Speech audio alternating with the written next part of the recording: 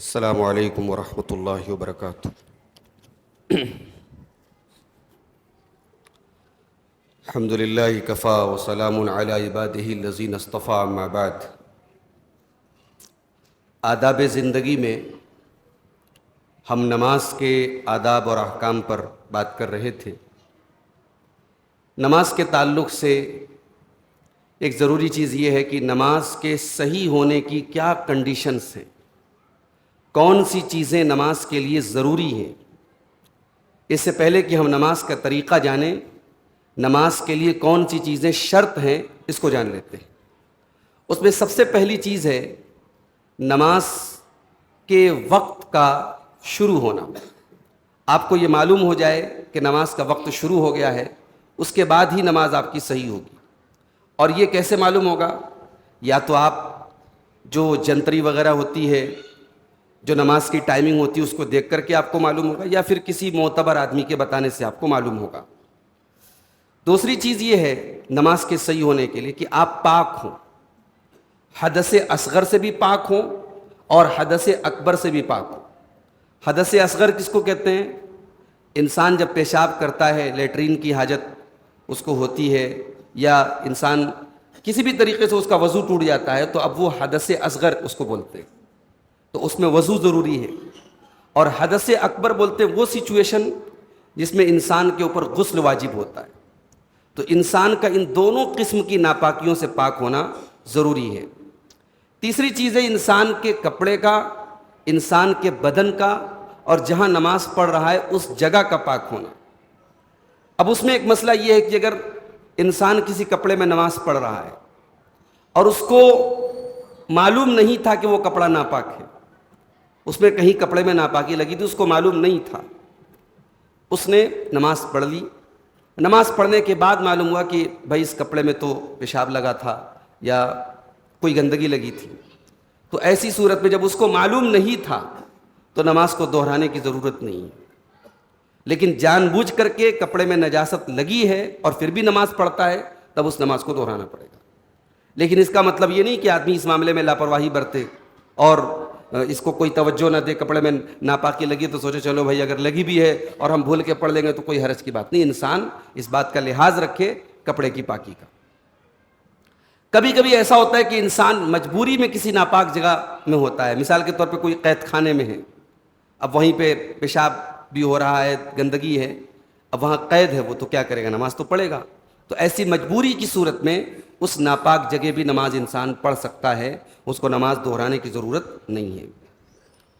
چھوٹے بچوں کو نماز میں ضرورت پڑنے پر ان کو اٹھا کر کے نماز پڑھی جا سکتی ہے، اور عام حالات میں یہی مانا جائے گا کہ بچے کا کپڑا پاک ہے۔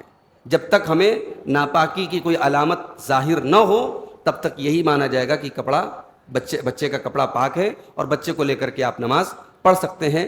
اللہ کے نبی صلی اللہ علیہ وسلم اپنی نواسی حضرت امامہ بنت ابی العاص کو لے کر کے نماز پڑھا کرتے تھے۔ عورت اپنے پیریڈ میں جن کپڑوں کو پہنتی ہے، ان کپڑوں میں اگر کسی قسم کی گندگی نہیں لگی ہے تو ان کپڑوں میں بعد میں جب وہ پاک ہو گئی تو انہی کپڑوں میں وہ نماز پڑھ سکتی ہے، کوئی حرج کی بات نہیں ہے۔ اسی طریقے سے میاں بیوی کی ملاقات جس کپڑے میں ہو، اس کپڑے میں بھی اگر کوئی گندگی نہیں لگی ہے تو اس کپڑے میں بھی نماز پڑھی جا سکتی ہے، کوئی حرج کی بات نہیں ہے۔ چوتھی شرط ہے نماز کے لیے انسان کے سطر کا ڈھکا ہونا۔ انسان کے بدن کی وہ چیزیں جن کو ڈھانپنا ضروری ہے، جس کو اردو میں سطر کہتے ہیں اور عربی میں اس کو العورہ، جس کو چھپایا جائے، ان چیزوں کو، جن چیزوں کو چھپانے کا حکم ہے تو ان کو چھپانا ضروری ہے۔ اب سوال یہ پیدا ہوتا ہے کہ مرد کے جسم کے اندر کون سی ایسی چیزیں ہیں جو سطر ہے، جس کو چھپانے کا حکم ہے؟ تو مرد کے پیشاب اور پاخانے کا جو راستہ ہے وہ انسان کی شرمگاہ میں داخل ہے، اس کو تو چھپانا ضروری ہے، اس پر تو اتفاق ہے۔ اس کے علاوہ انسان کی ران، یہ جو گھٹنے کے اوپر کا حصہ ہے جس کو ران بولتے ہیں، اس حصے کو چھپانا ضروری ہے یا نہیں، اس بارے میں علماء کا اختلاف ہے۔ زیادہ راجح بات یہی ہے، زیادہ مضبوط بات یہی ہے کہ اس کو بھی چھپانا ہے۔ ہاں، گھٹنا جو ہے وہ سطر میں داخل نہیں ہے، اور ناف جو ہے وہ مرد کے سطر میں داخل نہیں ہے۔ عورت کی جہاں تک بات ہے تو عورت کے بارے میں اللہ کے رسول صلی اللہ علیہ وسلم کی حدیث ہے، ترمذی کی صحیح روایت ہے، المرأۃ عورۃ، عورت خود پوری کی پوری چھپانے کی چیز ہے. فَإِذَا خَرَجَتْ اسْتَشْرَفَهَا الشَّيْطَانُ, جب عورت نکلتی ہے گھر سے تو شیطان اس کے طاق میں پڑ جاتا ہے, شیطان اس کے چکر میں پڑ جاتا ہے. تو ایک اجنبی مرد کے سامنے عورت اپنے جسم کا کون سا حصہ ظاہر کر سکتی ہے؟ تو کچھ علماء کا کہنا ہے کہ چہرے اور ہتھیلی کو چھوڑ کر کے باقی پورا جسم اس کو چھپانا ہے. چہرہ کھول سکتی ہے اور ہتھیلی کھول سکتی ہے. اور کچھ علماء کا کہنا ہے کہ چہرہ اور ہتھیلی کو بھی اس کو غیر مردوں سے, اجنبی مردوں سے چھپانا ہے. اور یہی زیادہ مضبوط بات ہے, راجح بات ہے, دلیل کے اعتبار سے زیادہ مضبوط بات یہی ہے. اپنے محرم رشتہ داروں کے سامنے اور دیگر عورتوں کے سامنے عورت اپنی ظاہری زینت کی چیزوں کو دکھا سکتی ہے, جیسے گردن ہے جس میں وہ ہار پہنتی ہے, اسی طریقے سے کلائی ہے جس میں وہ کنگن پہنتی ہے, پیر ہیں جس میں وہ پائل پہنتی ہے, سر کے بال ہیں. یہ اپنے محرم رشتہ دار, بھائی ہے, باپ ہے نا, اور اسی طریقے سے جو ہے جو بھی اس کے محرم رشتہ دار ہیں اور دوسری عورتوں کے سامنے وہ ظاہر کر سکتی ہے. یہ تو عام حالات کی بات ہوگی. اب سوال یہ پیدا ہوتا ہے کہ نماز کی حالت میں ایک مرد کے بدن کے کون کون سے حصے ڈھکے ہونے چاہیے. تو یہ بات یاد رکھیے کہ اگر مجبوری میں کسی مرد کے پاس صرف ایک کپڑا ہے تو صرف ایک کپڑے میں نماز پڑھی جا سکتی ہے, اگر اس کے پاس کوئی اور کپڑا نہیں ہے. اگر کپڑا بڑا ہو تو اسی کو وہ نیچے ازار بنا لے اور اس کے ایک حصے کو اپنے گردن, اپنے کندھے پہ رکھ لے. اگر اتنا بڑا بھی کپڑا نہیں, صرف ازار ہی بھر کا ہے, تو صرف ازار پہن کر کے بھی مجبوری کی حالت میں مرد کی نماز ہو جائے گی. لیکن افضل یہ ہے کہ انسان کم سے کم 2 کپڑوں میں نماز پڑھے. ایک چادر جو ہے وہ نیچے کی اس کا ازار بن جائے اور دوسری چادر کو وہ اپنے دونوں کندھوں پر رکھ لے, جیسے احرام کی 2 چادریں ہوتی. یہ منیمم ایک مرد کی نماز میں اس کے لیے کپڑا ہونا چاہیے. عورت کی جہاں تک بات ہے تو عورت کے بارے میں اللہ کے رسول صلی اللہ علیہ وسلم کی حدیث ہے, ترمذی اور ابو داؤد کی صحیح روایت ہے, لا يقبل اللہ صلاۃ حائض الا بخمار, بالغ عورت کی نماز بغیر دوپٹے کے اللہ قبول نہیں کرتا. تو عورت کے جسم کے اوپر ایک کپڑا تو ایسا ہو جو پورے شریر کو اس کے کور کر لے, پورے جسم کو ڈھانپ لے, اور ایک دوپٹہ ایسا ہو جو اس کے سر کو کور کرے. یہ بالغ عورت کے لیے ضروری ہے. اور جہاں تک وہ پیر کی ہتھیلی کی بات ہے, عورت کے پیر کی ہتھیلی کو ڈھانپنا, اگر وہ موزہ پہن کے نماز پڑھتی ہے پڑھ سکتی ہے, بہتر ہے, لیکن اگر پیر کی ہتھیلی دکھ رہی ہے نماز میں تو کوئی حرج کی بات نہیں ہے. مرد کا پینٹ میں نماز پڑھنا کیسا ہے؟ اگر پینٹ اتنی ٹائٹ ہے کہ اس سے اس کے بدن کے اعضاء نظر آ رہے ہیں, اس کے پیر وغیرہ اور اس کا جسم نظر آ رہا ہے, یا پینٹ اتنی ٹرانسپیرنٹ ہے کہ اس سے بدن باڈی نظر آ رہی ہے, تو ایسی پینٹ میں نماز درست نہیں ہے. پینٹ ایسی ہو کہ بالکل ٹائٹ, بالکل بدن سے چپکی نہ ہو, ایسی پینٹ میں انسان نماز پڑھنا چاہے تو پڑھ سکتا ہے. ننگے سر مرد نماز پڑھ سکتا ہے کہ نہیں؟ بالکل پڑھ سکتا ہے, بہتر ہے. اللہ کے رسول صلی اللہ علیہ وسلم کا جو طریقہ تھا, عام طور سے آپ امامہ وغیرہ پہن کر کے نماز پڑھتے تھے, تو سر پہ ہمارے یہاں جیسے ٹوپی وغیرہ ہے, اس کو ہم لوگ ہمارے کلچر کا بھی ایک حصہ, ہمارے ڈریس کا ایک حصہ ہے, ٹوپی لگا کے ہم مسجد میں آتے ہیں اور نماز پڑھتے ہیں, اچھی بات ہے. لیکن اگر ٹوپی نظر نہیں آ رہی ہے یا ٹوپی نہیں ہے پاس میں, تو اس کے لیے کہیں کہیں مسجدوں میں وہ باقاعدہ پلاسٹک کی ٹوپیاں رکھے رہتے جو مہینوں سے گرد و غبار میں اٹی رہتی ہیں. اس ٹوپی کو لگا کے نماز پڑھنے سے بہتر ہے کہ انسان جو ہے بغیر ٹوپی کے نماز پڑھے. تو ٹوپی کا لگانا یہ کوئی شرط نہیں ہے. اور جو بعض لوگوں کے دماغ میں بیٹھا ہے کہ صاحب سر پہ ٹوپی نہیں رہے گی تو شیطان آ کے بیٹھ جائے گا, شیطان تو ٹوپی کے ساتھ بھی بیٹھ جائے گا. تو ٹوپی کا نماز کی کنڈیشن سے کوئی تعلق نہیں ہے. بہتر ہے کہ آپ کا سر کور ہو, لیکن اگر نہیں ہے تو کوئی حرج کی بات نہیں ہے.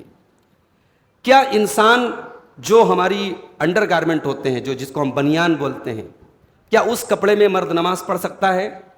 پڑھ تو لے گا, لیکن کراہیت کے ساتھ پڑھ سکتا ہے. اس لیے کہ اللہ کے رسول صلی اللہ علیہ وسلم فرمایا, لا یصلین احدکم فی الثوب الواحد, کوئی انسان ایک کپڑے میں نماز نہ پڑھے, لیس علی عاتقیہ منہ شیء, اس کے کندھے پہ کوئی چیز نہ ہو. ایسی چادر میں, ایسے ایک کپڑے میں جس میں اس کے کندھے پر کوئی چیز نہ ہو, ایسے کپڑے میں مرد نماز نہ پڑھے. تو بنیان میں تو تھوڑا بہت کندھا ڈھکا رہتا ہے, لیکن جس کپڑے کو پہن کر کے ہم گلی میں نکلنا پسند نہیں کرتے, جس کپڑے کو پہن کر کے ہم سڑک پہ چلنا پسند نہیں کرتے, اس کو پہن کر کے ہم اللہ کے بارگاہ میں اور نماز میں ہم آئیں, یہ مناسب نہیں ہے. تو جائز تو ہے کراہیت کے ساتھ, مگر ہمیں افضل اور بہتر یہ ہے کہ ہم مکمل لباس میں آئیں. نماز کے صحیح ہونے کی 5ویں کنڈیشن یہ ہے کہ نماز میں آپ کا رخ قبلہ کی طرف, آپ کا چہرہ ڈائریکشن آپ کا قبلہ کی طرف ہو. قبلہ سے مراد خانہ کعبہ ہے. اگر آپ خانہ کعبہ کے قریب میں نماز پڑھتے ہیں تو آپ کسی بھی طرف نماز پڑھیں, آپ کا رخ کعبہ کی طرف ہو. لیکن آپ دور کسی علاقے میں, آپ انڈیا میں ہیں, تو اب آپ خانہ کعبہ جس ڈائریکشن میں ہے، یعنی کہ پچھم میں، ہمارے ہندوستان سے پچھم میں ہے، تو ہم پچھم کی طرف منہ کر کے نماز پڑھیں گے. یہ نماز کے صحیح ہونے کی شرط ہے. اب ایک مسئلہ یہ ہے کہ یہ قبلے کے بارے میں ہم کو پتہ کیسے چلے گا؟ تو ایک تو ہوتا ہے کہ صاحب اپنے تجربے سے، سورج نکلا ہے سورج کے ذریعے، رات میں ستاروں کے ذریعے، یا آج موبائل وغیرہ پہ کمپاس موجود ہے، کمپاس کے ذریعے آپ قبلے کا پتہ کر سکتے ہیں.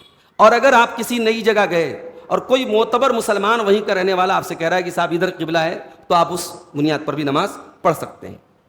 اچھا، اب اگر مان لیجئے کہ کسی انسان نے نماز کسی ہوٹل میں گیا، کسی نئی جگہ گیا، اور بغیر تحقیق کی ایک اندازہ لگایا اور ایک طرف قبلہ سمجھ کے نماز پڑھا، اور بعد میں پتہ چلا کہ ادھر قبلہ نہیں ہے. اس نے کوئی کوشش نہیں کی، کسی سے پوچھا بھی نہیں، موبائل پہ بھی چیک نہیں کیا، بس ایک اندازہ لگایا اور وہ اندازہ غلط نکلا، تو ایسے انسان کو نماز دہرانی پڑے گی. ٹھیک ہے. اور اگر کوئی انسان محنت اور کوشش کرنے کے بعد اس نے ایک ڈائریکشن کو سمجھا کہ قبلہ ہے اور نماز پڑھنے لگا، اور بیچ نماز میں کسی نے آ کے بتا دیا کہ صاحب ادھر قبلہ نہیں، غلط ڈائریکشن پہ آپ نماز پڑھیں، تو نماز کے دوران ہی وہ گھوم کر کے اپنے ڈائریکشن کو چینج کر لے گا، اور جتنی نماز اس نے غلط ڈائریکشن میں پڑھی ہے وہ نماز ہو جائے گی، اس کو وہ نماز دہرانے کی ضرورت نہیں ہے، باقی نماز میں وہ اپنا قبلہ درست کر لے گا. کچھ سچویشن ایسی ہے جس میں قبلہ رخ ہونا ضروری نہیں ہے. جیسے ایک انسان بیمار ہے، وہ ہل نہیں سکتا، تو اب وہ جس پوزیشن میں لیٹا ہے، وہ جس ڈائریکشن میں اس کا بیڈ ہے، اسی ڈائریکشن میں وہ نماز پڑھ سکتا ہے.